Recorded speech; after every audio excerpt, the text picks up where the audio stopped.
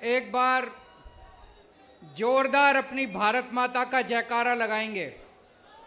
सारे जने मुट्ठी बंद करेंगे, हाथ ऊपर करेंगे और पूरे दिल से बोलेंगे, भारत माता की, भारत माता की, इनकलाब, इनकलाब, वंदे वंदे।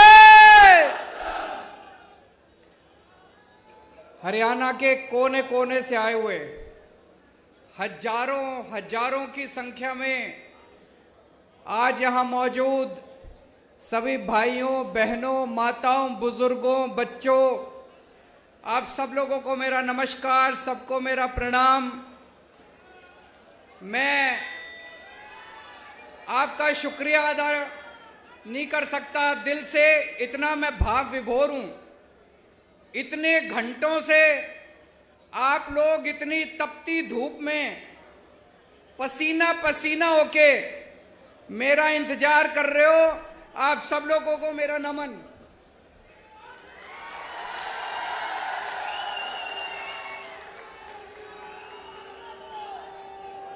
और इतनी भारी संख्या में लोग आए हैं, जितने हजारों हजार लोग यहां मौजूद हैं, इससे दुगने तुगने बाहर सड़कों पे अभी आ रहे हैं। मैं अभी आ रहा था, कई लोग आ रहे हैं रास्ते में, कई लोग बाहर मौजूद हैं। उन सब लोगों को मेरा प्रणाम, सबको मेरा नमन। मेरे को सबसे अच्छा तब लगता है जब लोग मेरे को हरियाणा का लाल बोलते हैं।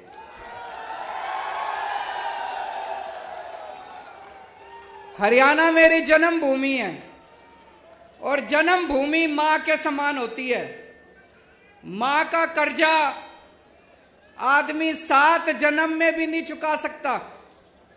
जन्मभूमि का कर्जा आदमी 7 जन्म में भी नहीं चुका सकता।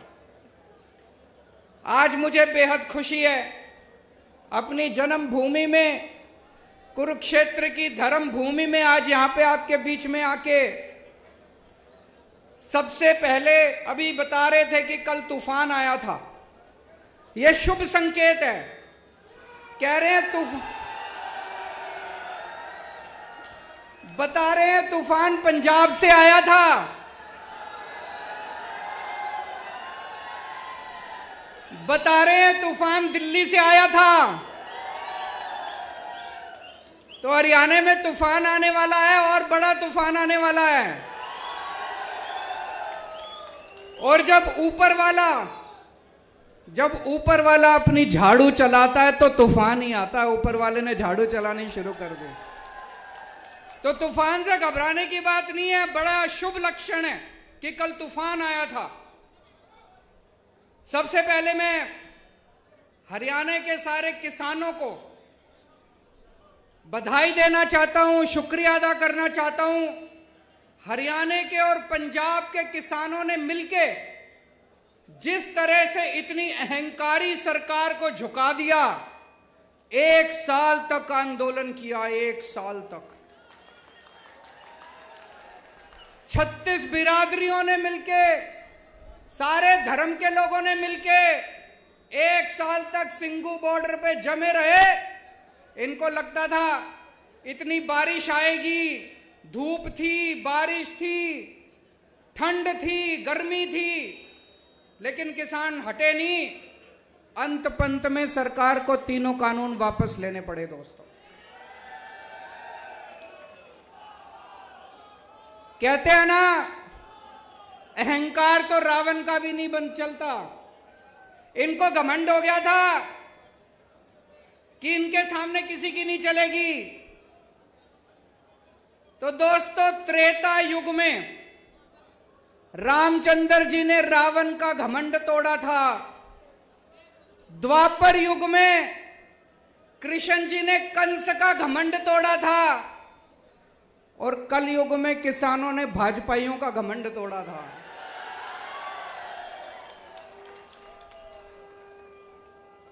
मैं सारे किसान भाइयों को बधाई देना चाहता हूं। दोस्तों, मेरे को राजनीति करनी नहीं आती, मेरे को पॉलिटिक्स करनी नहीं आती।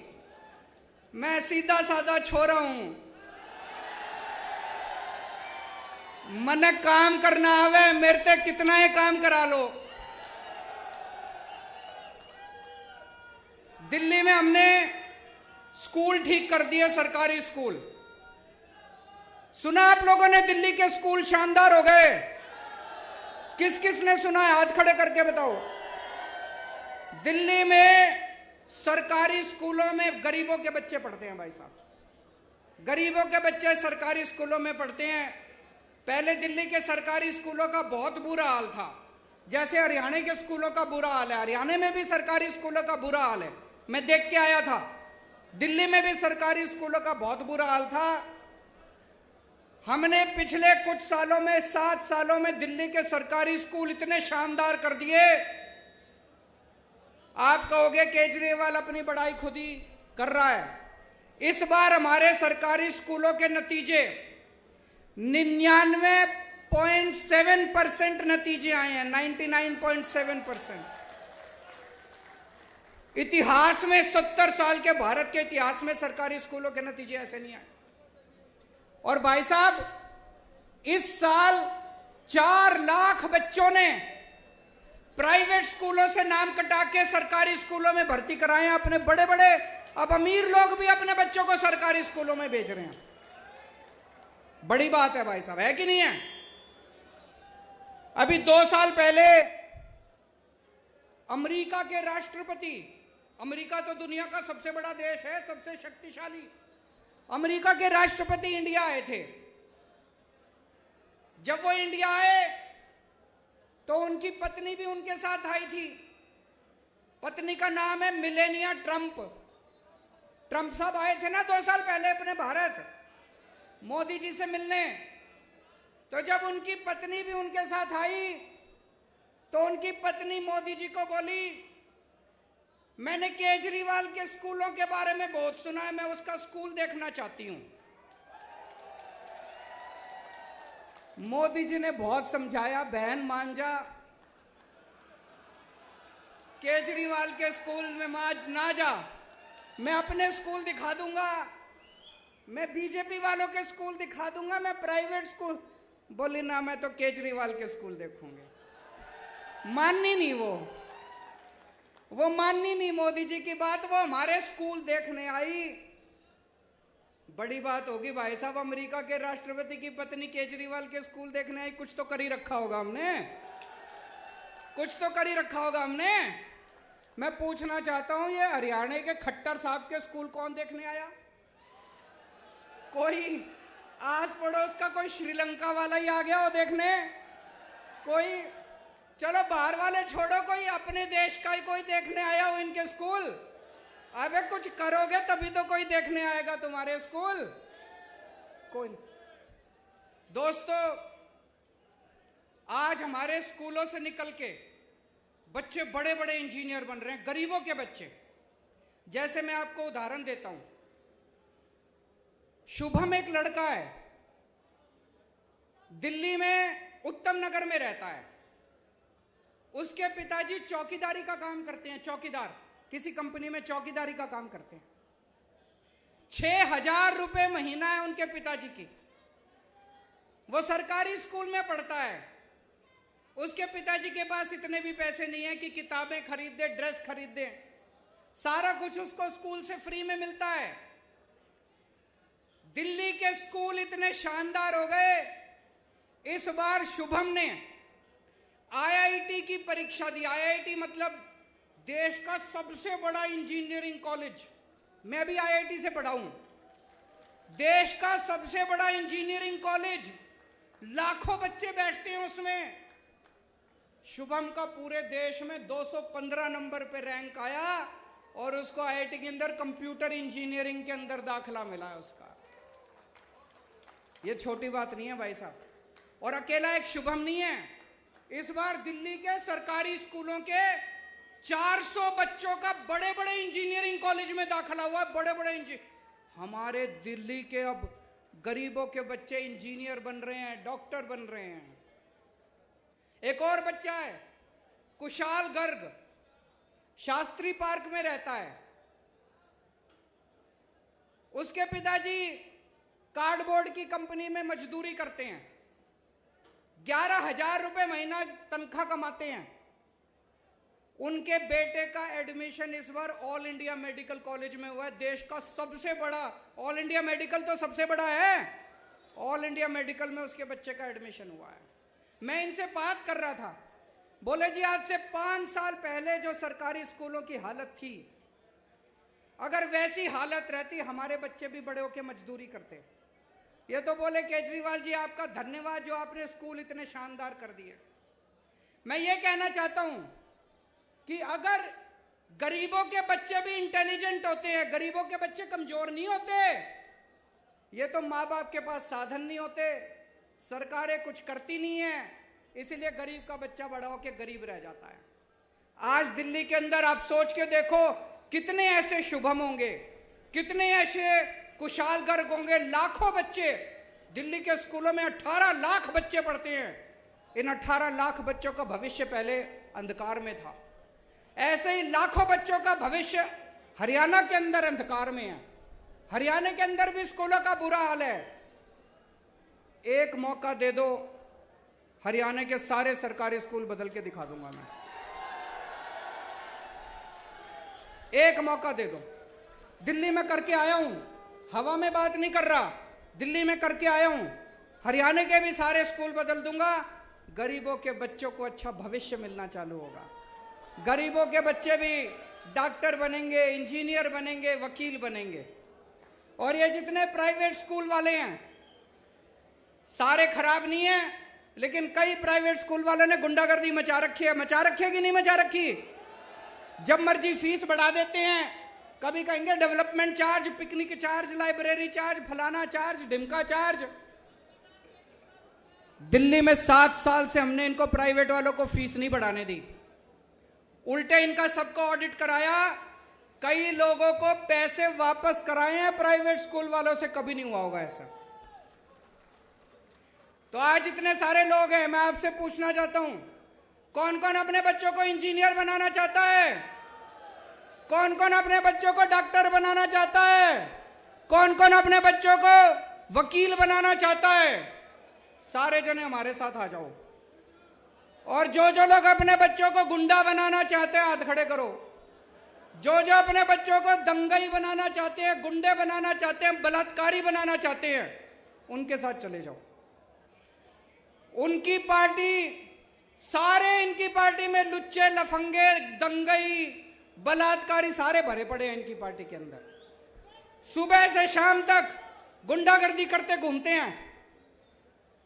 या तो ये खुद गुंडागर्दी करते हैं, नहीं तो देश में पता चल जाए कहीं गुंडागर्दी हो गई, उनका जाके सम्मान करते हैं, गुंडों का सम्मान करते हैं, दंगा करने वालों का सम्मान करते हैं।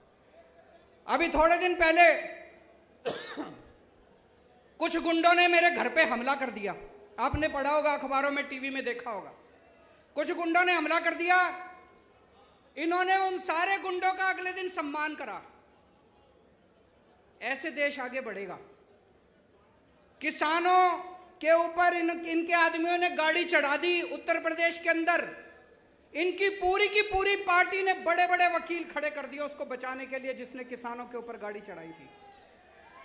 देश में कहीं बलात्कार हो जाए, देश में कहीं बलात्कार हो जाए, इनकी पार्टी पहुंच जाती है बलात्कारियों का सम्मान करने के लिए, शोभा यात्रा निकालने के लिए।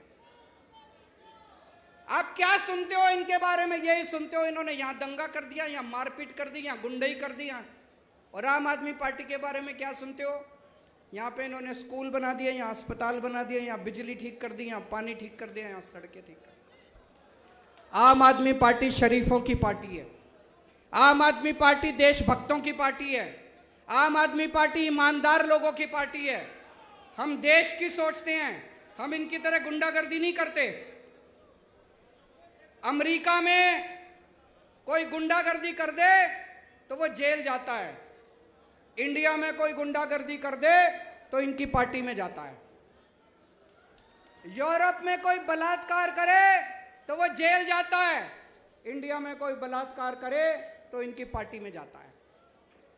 कैसा भारत चाहते हो आप लोग? गुंडों का भारत चाहते हो, दंगइयों का भारत चाहते हो, कि विकास और तरक्की वाला भारत चाहते हो? मैं आप लोगों से पूछना चाहता हूं, पिछले 7 साल हो गए अब खट्टर साहब को सरकार चलाते, 7 साल से खट्टर साहब की सरकार है।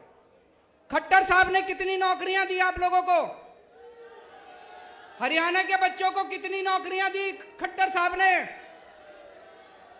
मैंने दिल्ली में पिछले 7 साल में 12 लाख नौकरियां दी है, 12 लाख बच्चों को नौकरियां दी। मैंने 12 लाख बच्चों को नौकरी दी, और मैं हवा में नहीं बात कर रहा, वेबसाइट पे पूरा डेटा पड़ा है। हमारी वेबसाइट पे चले जाना, वेबसाइट पे सारा डेटा है। मैंने 12 लाख बच्चों को नौकरियां दी हैं, और अगले 5 साल में 20 लाख बच्चों को नौकरी देने का पूरा प्लान बनाया है। मैं नौकरी दे सकता हूं, ये नहीं दे सकते। ये कभी ये नौकरी नहीं देंगे आपको, ये कभी आपके बच्चों को नौकरी नहीं देंगे। क्यों? क्योंकि इनको अपनी पार्टी के लिए बेरोजगार गुंडों की जरूरत है। आपके बच्चों को दंगा कराना सिखाएंगे, गुंडाई करना सिखाएंगे, अपने बच्चों को विदेश भेजते हैं पढ़ने के लिए ये लोग। अभी मेरे को एक भाई बता रहा था, हरियाणा में सारे पेपर लीक हो जाते हैं, जितने भर्तियों के पेपर होते हैं सारे लीक। ऐसा है क्या जी? ये मेरे को एक लिस्ट दी है एक भाई ने। ये 2020 में HSC जूनियर ड्राफ्टमैन का पेपर लीक हो गया। 2020 में हरियाणा पुलिस भर्ती का पेपर लीक हो गया। 2021 में पेपर पुलिस भर्ती का फेयर पेपर लीक हो गया। 2021 में कुरुक्षेत्र स्वास्थ्य विभाग का पेपर लीक हो गया। 2022 में HSSC पद की भर्ती का पेपर लीक हो गया। 2022 में ग्राम सचिव और पटवारी की भर्ती का पेपर लीक हो गया। 2022 में TGT भर्ती का पेपर लीक हो गया। 2022 में डेंटल सर्जन की भर्ती का पेपर। खट्टर साहब, आपसे एक पेपर नहीं कराए जाते, सरकार क्या चलाओगे? एक पेपर नहीं करवा सकता जो आदमी, एक पेपर नहीं करा सकता, वो सरकार क्या चलाएगा? गलत तो नहीं कह रहा भाई साहब? मैं अभी गुजरात गया था, वहां भी पता चला सारे पेपर लीक हो रहे हैं, वहां भी बीजेपी की सरकार है। मैं हिमाचल प्रदेश गया था, वहां भी सारे पेपर लीक हो रहे हैं। एक Guinness book of world record है, सुना है आपने? दुनिया के सारे बड़े बड़े रिकॉर्ड उसमें होते हैं। अभी उनकी कल मीटिंग हुई है शाम को, गिनीज बुक वालों की। उसमें भारतीय जनता पार्टी का नाम लिखा जा रहा है, सबसे ज्यादा पेपर लीक करवाने वाली पार्टी भारतीय जनता पार्टी।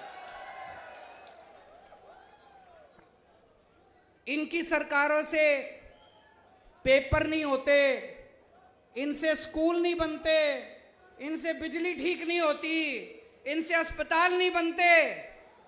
क्यों बोझ उठा के घूम रहे हो? इनको उखाड़ के फेंको, अब ईमानदार पार्टी आ गई।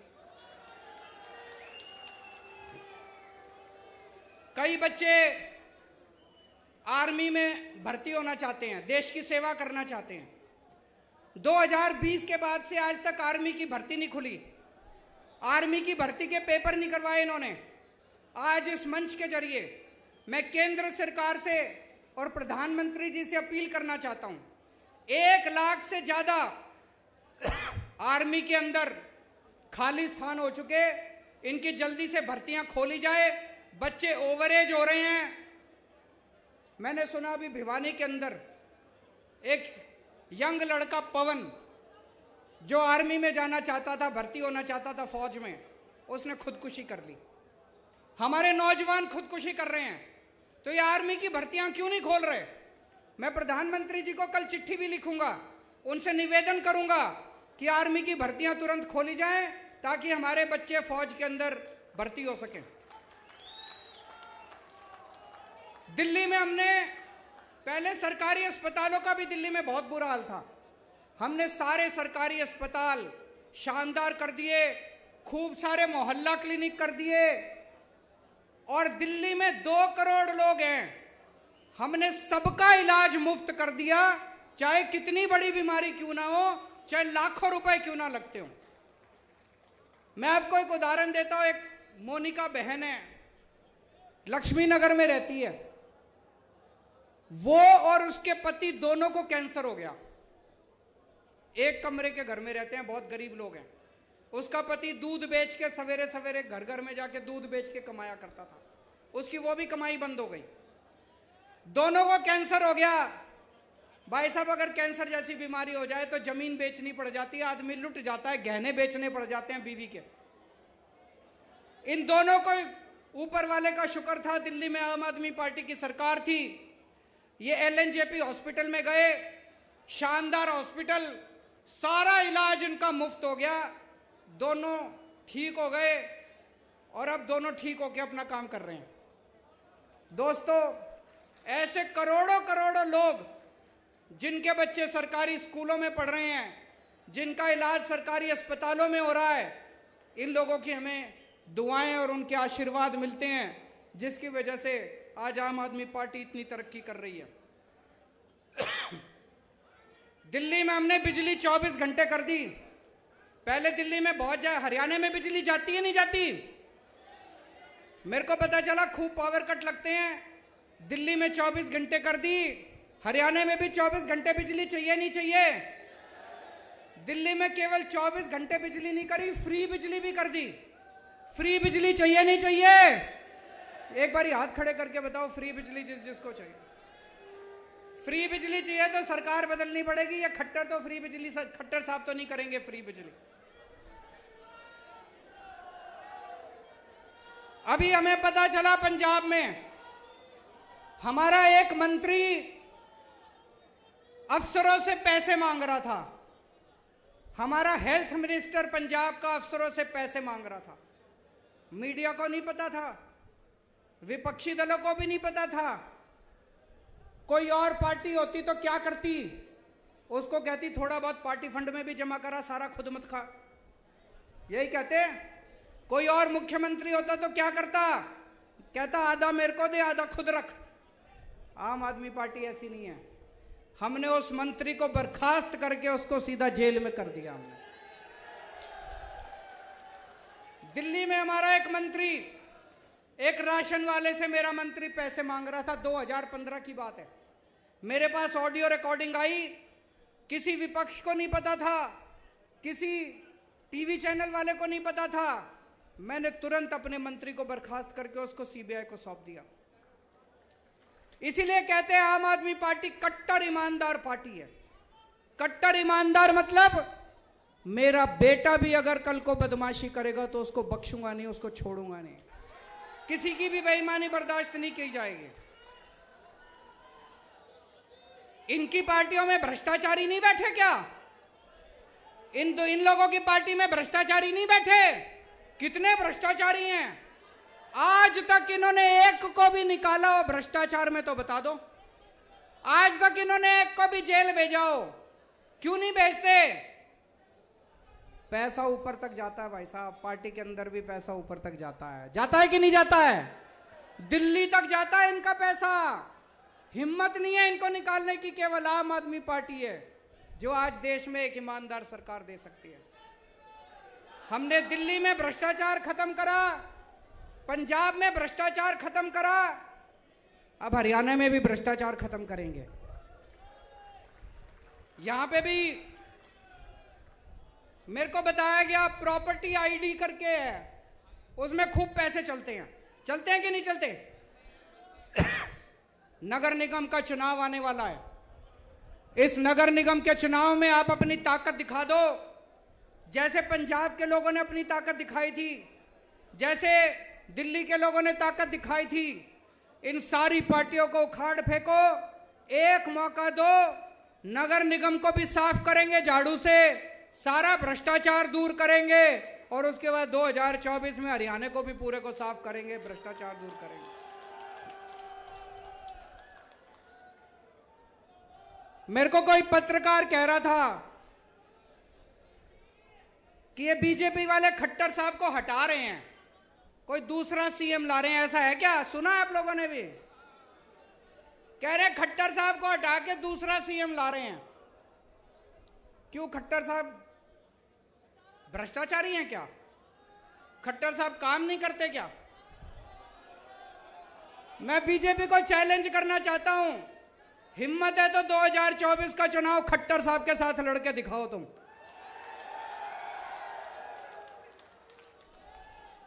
दोस्तों, हमारा तो एक ही मकसद है, हमारी जिंदगी का एक ही मकसद है, भारत को दुनिया का नंबर 1 देश बनाना। भारत दुनिया का नंबर 1 देश बन सकता है। भारत के लोगों में बहुत ताकत है, भारत के बच्चों में, युवाओं में बहुत ताकत है। मेरा मकसद है, कई मेरे से पूछते हैं पत्रकार, आप कौन सी पार्टी के साथ अलायंस करोगे? मेरे को यह अलायंस करना नहीं आता। मैं 130 करोड़ लोगों का अलायंस बनाऊंगा इस देश के। किसानों का अलायंस बनाएंगे, मजदूरों का अलायंस बनाएंगे, डॉक्टरों का अलायंस बनाएंगे, इंजीनियर का अलायंस बनाएंगे और इस देश के 130 करोड़ लोगों को मिलके भारत को दुनिया का नंबर 1 देश बनाएंगे। दोस्तों, भारत माता की